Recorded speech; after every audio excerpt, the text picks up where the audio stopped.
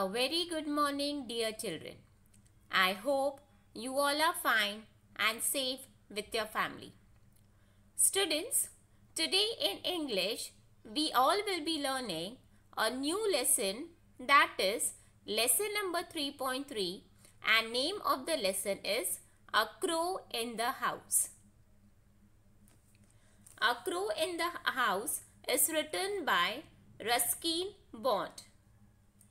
The lesson discusses a pet crow and its behavior, and how, although on one hand he is considered to be a pet by the author and his grandfather, on the other hand the same crow is considered as a pest by the author's grandmother. Ruskin Bond's stories revolve around his love for nature, and the lesson A Crow in the House is no exception. We see the narrator and his grandfather saving a crow from dying and bringing it home. So let's begin with the story A Crow in the House.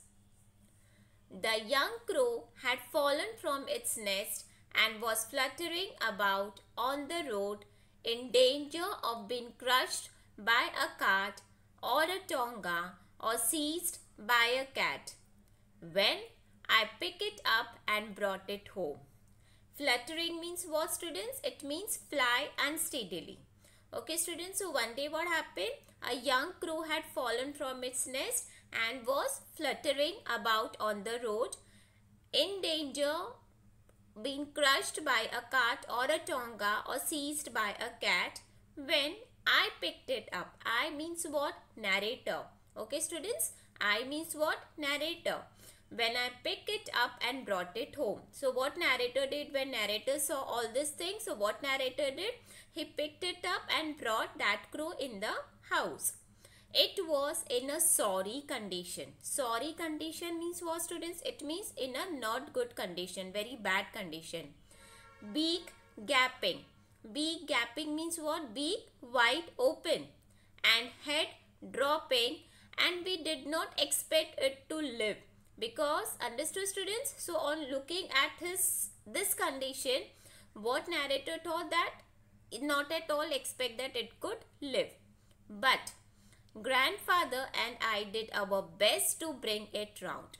We fed it by prising its beak gently open with a pencil, pushing in a little bread and milk, and then removing the pencil to allow it to swallow. So this is what the way narrator and grandfather used to take care of the crow. We varied this diet with occasional doses of grandmother homemade plum wine, and as a result the young crow was soon on the road to recovery. Okay, so all these things, who was taking care of the little crow? Grandfather as well as the narrator. So how much care they used to? They used to open the beak with pencil, and after that they used to put little bread and milk, and then again they used to take out the pencil, and then it used to swallow. And after that, along with that food it was also given grandmother's homemade plum wine.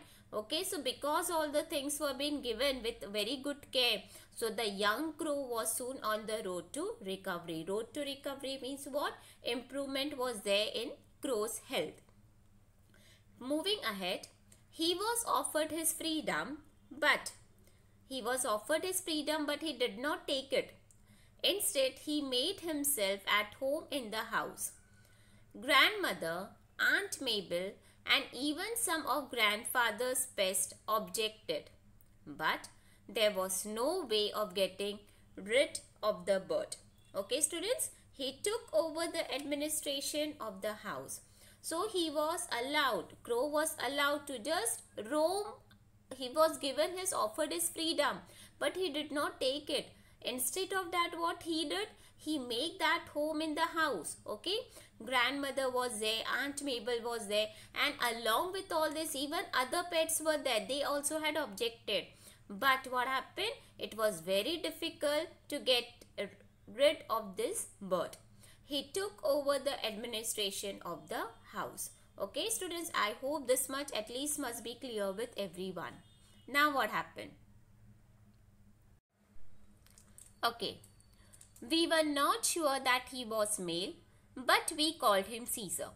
So what was the name kept for the crow? It was kept as Caesar. Before long, Caesar was joining us at mealtime. Besides finding his own grubs or beetles in the garden.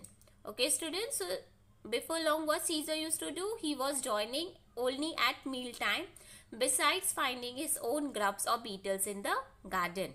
He danced about on the dining table. Who used to dance on the dining table? Crow. And gave us no peace until he had been given his small bowl of meat and soup and vegetables. So, till the time this crow was not getting his own food, till the time he was not ready to sit on peace, he used to trouble everyone. He was always restless. Who was always restless? Crow. Fidgeting about, investigating things. Fidgeting means what, students? It means to make small nervous movements of hands and feet. He would hop across a table to empty a matchbox of its content or rip the daily paper to shreds. Rip means what, students? It means tear. Okay? Or rip the daily paper to shreds, or overturn a vase of flowers, or tug at the tail of one of the dogs. So this much it was troublesome. It was till the time he used to not get his food, he used to not give peace to others. He used to just think that it is his own everything, and he used to just empty sometimes matchbox. He used to sometimes tear the daily paper to shreds. He used to overturn vase of flowers, or he used to tug at tail of one of the dogs. That means he used to trouble each and everyone in the staying in that house. Moving ahead. That crow will be the ruin of us, grumbled grandmother, picking marigolds off the carpet. Can't you keep him in a cage? Okay. So grandmother was getting very much irritated. Not only grandmother, other members of the family also, only except narrator as well as his grandfather. So what grandmother is telling, why we can't keep this particular crow in the cage. We did keeping Caesar in cage, but he was so angry and objected with such fierce carving and flapping that it was better for our nerves and peace of mind to give him the run of the house. Okay, so once what happened, that everyone tried to keep Caesar in a cage, but he was so angry. Who was so angry? Caesar became very angry, and he started objecting with such fierce carving and flapping, okay, that it was better for our nerves and peace of mind to give him the run of the house. Run of the house, students, means what? It is a phrase. It means full freedom to do whatever one wants to do in the house. Okay, student, they tried, but it was of no use. He was getting more and more irritated because he started doing carving and flapping, that it was better to take him out of that particular cage. He did not show any inclination to join the other crows in the banyan tree. Okay, so just opposite where narrator used to stay, opposite to that house, there was a banyan tree. In that banyan tree, other crows also were there. But this Caesar was not at all ready. He was not interested in joining other crows, the one who were there in the banyan tree. He was not showing any inclination that he don't want to join. Okay. Grandfather said this was because he was really a jungle crow, a raven of sorts, and probably felt a little contemptuous of very ordinary carrion crow. Okay, students, carrion crow means what? Crows feeding on dead or decaying flesh and other garbage. Okay, now, but it seemed to me that Caesar, having grown used to living with humans on equal terms had become snobbish. Snobbish means what, students? It means to consider oneself to be superior to others. Okay, so what happened? He had become snobbish and he did not wish to mix with his own kind. So he was not ready to go to that banyan tree. He was not ready to mix up with someone. So this why he had become like this, what his nature had become. He would even squabble with Harold the Hornbill. Okay, so he would even trouble Harold the Hornbill. He used to squabble with Harold. Perching on the top of Harold's cage, he would peck at Big Bird's feet, whereupon Harold would swear and scold and try to catch Caesar through the bars. Okay, so what he used to do? He used to squabble with Harold. Perching on top of Harold's cage, he would peck at Big Bird's feet. Peck means what, students? To bite with beak. He used to trouble so much. Whereupon Harold would swear and scold, okay, and try to catch Caesar through the bars. So I hope, students, this much must be clear with everyone. We have just gone through this video that how Caesar is troubling the family members of narrator, okay, and what happened next we will come to know in our next video. Okay, till the time, students, just stay safe and thank you so much. A very good morning, dear children. I hope you all are fine and safe with your family. Students, today in English, we will be continuing with our same lesson, that is lesson number 3.3, and name of the lesson is A Crow in the House. Students, in our previous video, we have seen how narrator and his grandfather saved a cow from dying and brought to home. The same crow named Caesar later on becomes a cause for concern due to its behavior. Sometimes it turns the house into mess by fidgeting with things, and at other times it troubles other pets of grandfather, example the hornbill. Now we will see, students, what had happened after that. In time, Caesar learned to talk a little as ravens. Ravens means what, student? It means a large crow with black feathers. Sometimes do in a cracked, throaty voice. He would sit for hours outside the window. Who used to sit outside the window for hours? Caesar. Banging on the glass with his beak and calling, hello, hello. So when he was sitting outside the window, what he used to do? He used to bang on the glass. And after banging on the glass, he used to say, hello, hello. He seemed to recognize the click of the gate when I came home from school. I means whom, students? Narrator. So whenever narrator used to come home from school, he used to immediately recognize the click of the gate. Who used to recognize? Caesar. And then he would come to the door with a hop, skip and jump, saying, hello, hello. I had also taught him to sit on my arm and say, kiss, kiss, while he placed his head gently against my mouth. On one of Aunt Mabel's visit, Caesar alighted. Alighted means what, students? To come down. Caesar alighted on her arm and cackled, kiss, kiss. Aunt Mabel was delighted and possibly flattered and leaned forward for a kiss. But Caesar's attention shifted to my aunt's gleaming spectacles. Gleaming means what, student? It means shining brightly. So what happened? Caesar's attention got shifted towards spectacles. And then what happened? And thrusting at them with his beak, he knocked them off. Aunt Mabel never was a success with the pets. Pet or pest? Grandmother insisted that Caesar was a pest in spite of his Engaging habits. Engaging habits means what, student? It means attractive habits. We can also call as charming habits. Then,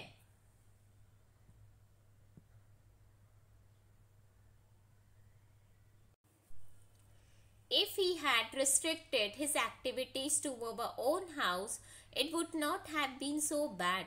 But he took to visiting neighboring house and stealing pens and pencils, hair, ribbons, combs, keys, shuttlecocks, toothbrushes and false teeth. So what it means? Earlier, Caesar used to restrict his activities to his own house. But after some time, what he did? He took to visit neighboring house also. And not only visiting, he started to steal things also. For example, pens and pencils, hair ribbons, combs, keys, shuttlecocks, toothbrushes and false teeth. He was especially fond of toothbrushes. So who was especially fond of toothbrushes? Caesar. So because he was fond of toothbrushes, what he used to do? And made a collection of them on top of the cupboard in my room. So he was very fond of toothbrushes, so he used to steal toothbrushes. And after stealing those toothbrushes, he used to keep all those toothbrushes on top of cupboard of narrator's room. Most of the neighbors were represented in our house by a toothbrush. Toothbrush sales went up that year. So did grandmother's blood pressure. So grandmother's blood pressure also started to, sometime it used to become high, sometime it used to become low. Because grandmother didn't like all these activities. So she didn't like, so blood pressure also started moving high and low. Caesar spied on children. Spied means what, student? It means to observe carefully and make out something. Caesar spied on children going into Bunny's shop and often managed to snatch sweets from them as they come out. So when children used to go to Bunny's shop, what Caesar used to do? Caesar used to spy on them, and after when they used to come out, what Caesar used to do? He used to manage to snatch those sweets, whatever they had purchased from Bunny's shop. He used to snatch those sweets from them as they and when came out. Clothes peg fascinated him. What fascinated Caesar? Clothes peg. Neighbors would return from the bazaar to find their washing lying in the mud and no sign of the pegs. So when neighbors were not there at home and when used to return from the bazaar, so what neighbors used to see? They used to see that their washing used to lie on the mud. Okay, and there was not at all sign of the pegs. These two found their way to the top of my cupboard. So afterwards, where these all used to be? It used to be nothing, not other place. It used to be directly on the top of the cupboard of the narrator. So this was all activities which disturb neighbor's house as well as narrator's house also. Moving ahead.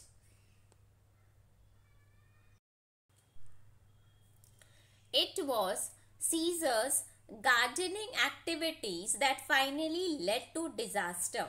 Disaster means what, students? A big tragedy. Okay, so what happened? He was helping himself to our neighbor's beans when a stick was flung at him. Flung means what? To throw. Okay, so what he was doing? He was helping himself to neighbor's bean. So immediately that time what happened? A stick was flung at him, breaking his leg. Okay, so because of that what happened? His leg got broke. I carried the unfortunate bird home and grandfather and I washed and bandaged his leg as best as we could. So what happened after that? Narrator and his grandfather, immediately they carried that unfortunate bird home and they washed, bandaged his leg as best as they could. But it would not mend. Mend means what? It couldn't become alright. It couldn't be repaired. Caesar hung his head and no longer talked. So he started to be quiet. He used to not talk with anyone. He grew weaker day by day, refusing to eat. After some days, what happened? He started to grew weaker day by day, and he used to not eat at all. An occasional sip of grandmother's homemade wine was all that kept him going. So sometime he used to just drink grandmother's homemade wine. Okay. Then what happened? One morning, I found him dead on the sofa, his legs stiff in the air. Poor Caesar. His antisocial habits had led to his early end. I dug a shallow grave in the garden and buried him there, along with all the toothbrushes and clothes peg he had taken so much trouble to collect. So what happened one day? What happened? One day narrator found him dead on the sofa and his leg got stiff in the air. Poor Caesar, his antisocial habit had led to his early end. Because he was troubling this all antisocial habits, because of that only he had come to his early end. Then after that, narrator dug a shallow grave in the garden and buried him there. So not he only, Caesar was buried, but along with Caesar, all those things which he has stolen from the neighbor's house, like toothbrushes and clothes peg, also was being buried. Clothes peg he has taken so much trouble to collect. Okay students, so this was the end of this lesson. What we have learned? We have learned from this lesson that we should not at all trouble others. We should not steal things from others, and we should be very much good in our behavior. We should always help others. We should never trouble others. I hope students, this much must be clear with everyone.